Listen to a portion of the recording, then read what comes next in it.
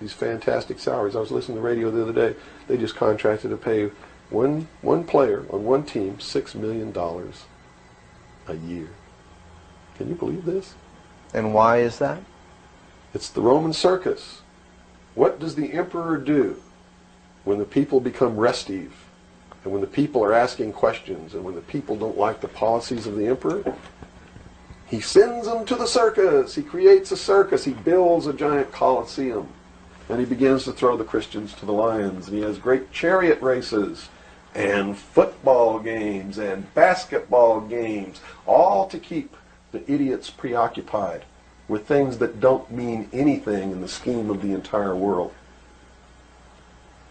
so that they don't have the time to learn what the truth is, so they don't ever get smart enough to learn how they're being manipulated, so they don't ever question the emperor.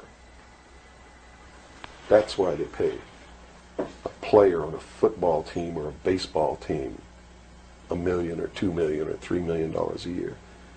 It is the Roman circus. I know men who don't know anything in the world except who plays third base for the Mets. And they think that's a great accomplishment.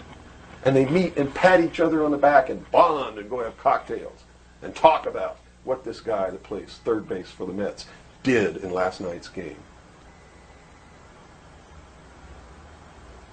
It's sad. It's really sad. Is there any room in a kind of society where these manipulations are not taking place for this type of entertainment, or any type of entertainment at all?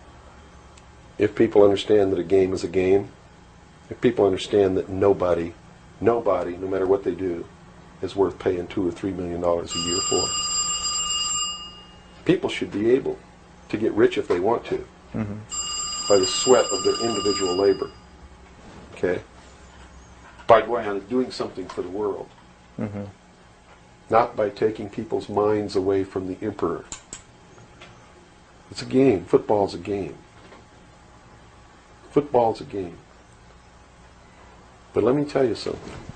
When 150 of the most powerful men and women in the world can meet in secret in Baden-Baden, Germany, and plot the fate of billions, and nobody even cares about it, but 6 football players go to lunch together, and it's in the headlines across the country, you have a reflection of the society in which that exists.